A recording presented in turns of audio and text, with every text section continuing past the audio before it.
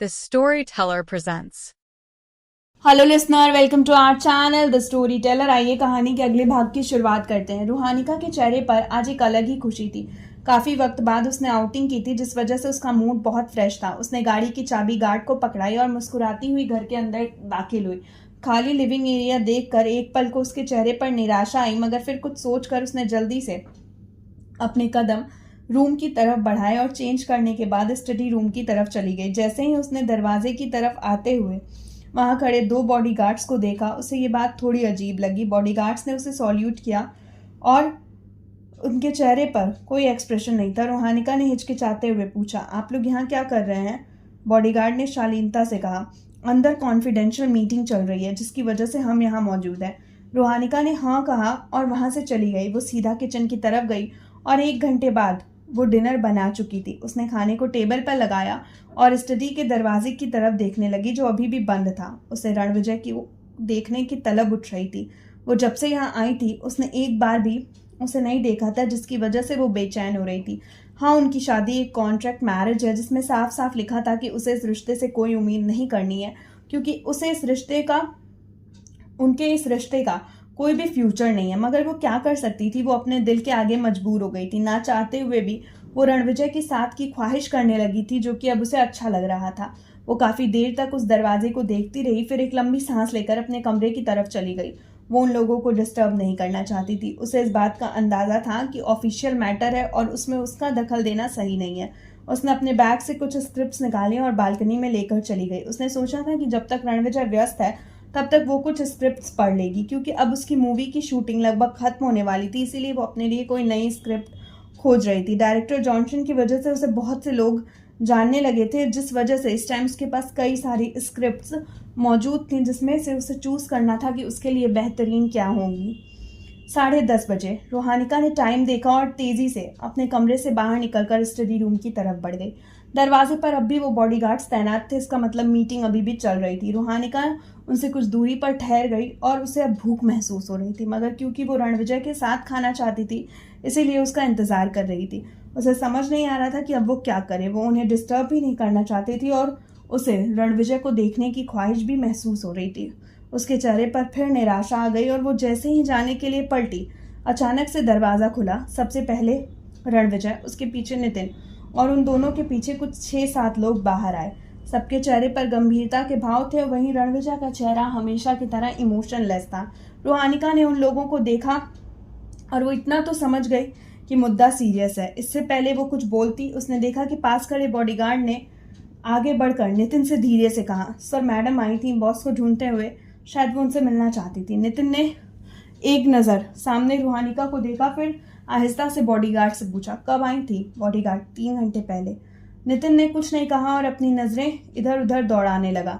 फिर कुछ सोचकर वो रणविजय के पास गया और आहिस्ता से उसको कुछ इशारा किया, जिसको समझते हुए रणविजय उसकी तरफ झुक गया और नितिन ने उसके कान में रूहानिका की इंतजार करने की बात बताई और आहिस्ता से बोला, लगभग 3 घंटे से वो यहाँ आपका इंतजार कर रही है। रणविजय, जिसका सारा ध्यान अभी तक उन लोगों की तरफ था और नितिन के इशारा करने पर वो उसकी तरफ देखकर बात सुनने पर मजबूर हो गया था, उसकी पूरी बात सुनने के बाद उसने गहरी नज़र से नितिन को देखा तो उसने जल्दी से सिर हिलाते हुए एक तरफ कॉर्नर में इशारा किया। रणविजय ने जब उसके इशारा किए हुए दिशा में नज़र डाली तो उसे वहां रूहानिका खड़ी नजर आई और उसके चेहरे की मुस्कुराहट देख वो एक पल के लिए उसे देखता रहा, मगर फिर नजरें हटाकर उन लोगों को कुछ इशारा किया। उसका इशारा समझते हुए उन्होंने सर हिलाया और नितिन के साथ वहां से लिविंग एरिया की तरफ चले गए।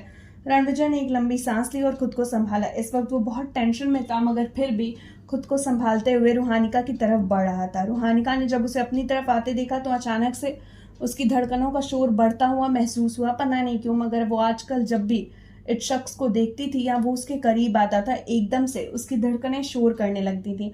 उसे नहीं समझ आता था, मगर जो भी था बहुत ही ज्यादा खूबसूरत एहसास था और धीरे धीरे रूहानिका को ये सब कुछ अच्छा लगने लगा था।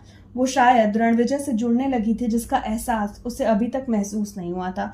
रणविजय उसके करीब आया और कुछ दूरी बनाकर खड़ा हो गया। फिर आहिस्ता से बोला, कुछ कहना था? नहीं, कुछ इम्पोर्टेंट नहीं था, बस यूं ही।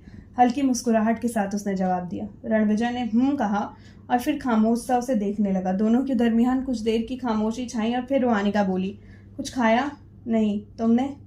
वो मुस्कुराई, अभी नहीं, मगर खाना बना लिया है, इससे पहले कि आपको और काम आ जाए। चलिए कुछ खा लीजिए, काम तो आपके ऐसे भी होते रहेंगे। उसने इतने प्यार से कहा कि वो कुछ कह ना पाया और उसकी बात मानने पर मजबूर हो गया।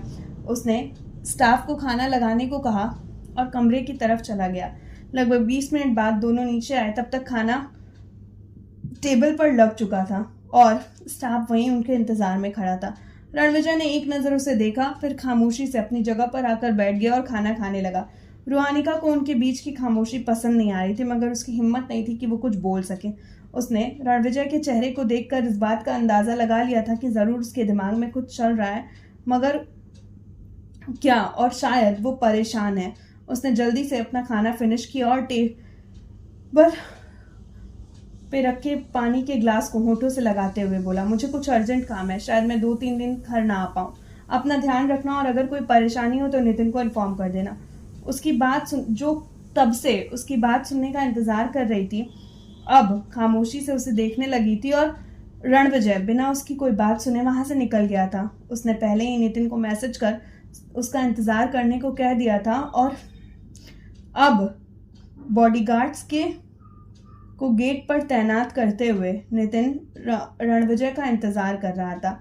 उस रणविजय के इंस्ट्रक्शन पर उसने बॉडीगार्ड्स को परमानेंटली रूहानिका पर नज़र रखने के लिए और उनकी सेफ्टी का ध्यान रखने का ऑर्डर दिया था और फिर वो दोनों वहां से निकल गए। गाड़ियों का 6-7 काफिला बॉडीगार्ड्स के साथ गेट को क्रॉस करता हुआ चला गया और सीधा रावत ग्रुप ऑफ इंडस्ट्रीज के सामने आकर रुक गया। एक बहुत ही बड़ी और ऊंची बिल्डिंग जो कि रावत ग्रुप ऑफ इंडस्ट्रीज की यानी एशिया की सबसे बड़ी कंपनी की बिल्डिंग थी, जिस वजह से वो बहुत सारी जगहों पर फैली हुई थी। उसे देखकर इस बात का अंदाज़ा लगाया जा सकता था कि उसका एक अलग ही रुतबा था। बिल्डिंग के चारों तरफ सिक्योरिटी गार्ड्स तैनात थे और उसकी सिक्योरिटी बहुत टाइट थी। रणविजय के परमिशन के बिना वहाँ पर किसी को भी दाखिल होने की इजाज़त नहीं थी और स्टाफ को भी अंदर आने के लिए एक स्पेशल कार्ड की ज़रूरत पड़ती थी। वो गुस्से से कंपनी के अंदर दाखिल हुआ और उसके चेहरे के भाव अजीब से हो गए थे।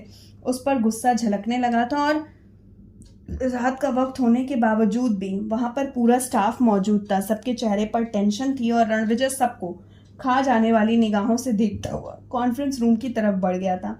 नितिन ने सबको शांत रहने का इशारा किया और तेजी से उसके पीछे चला गया। रूहानिका खामोशी से उसकी बात सुनती रही थी, फिर दबे कदमों से उसके पीछे आई थी।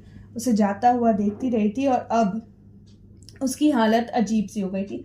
उसे कुछ भी समझ नहीं आ रहा था। हमेशा यही होता था, वो उसे कभी कुछ नहीं बताता था। उसे समझना रूहानिका के लिए बहुत मुश्किल था। जब भी उसे लगता था कि उनके रिश्ते में कोई गुंजाइश है और वो नॉर्मल तरीके से सब कुछ मैनेज कर सकते हैं, अगले ही पल चीज़ें बिगड़ना शुरू हो जाती थीं। चेहरे पर एक बार फिर उदासी ने अपना कब्जा जमा लिया, आंखों में नमी उतर आई और वो बस खामोशी से उस जगह पर ठहरी दरवाजे को देखती रही। वो तो बस उसका साथ चाहती थी, मगर हर बार अकेली ही खड़ी रह जाती थी। आज भी मेंशन में कुछ स्टाफ और बॉडीगार्ड्स के अलावा उसके साथ कोई भी नहीं था। रूहानिका ने बड़ी मुश्किल से खुद के जज्बातों को समेटा, खुद को संभाला और अपने कमरे की तरफ चली गई। कुछ दिनों से उसके मन में ये ख्याल आ रहे थे कि शायद उसे इस रिश्ते को एक मौका देना चाहिए, मगर अब उसे लग रहा था कि वो गलत सोच रही थी। उसे कुछ और सोचना होगा और अपने काम पर फोकस करना होगा। वो इस तरह से बार बार खुद को रणविजय के द्वारा हर्ट होने का मौका नहीं दे सकती थी, क्योंकि शायद इससे रणविजय को तो कुछ महसूस ना हो, मगर वो खुद टूटकर बिखर जाएगी और वो अब ऐसा नहीं चाहती थी। उसने खुद से सब कुछ तय किया और धीमे धीमे कदमों से चेंजिंग एरिया की तरफ चली गई। आज का पार्ट यहीं समाप्त होता है। मिलते हैं नेक्स्ट एपिसोड में। टिल देन बने रहिए।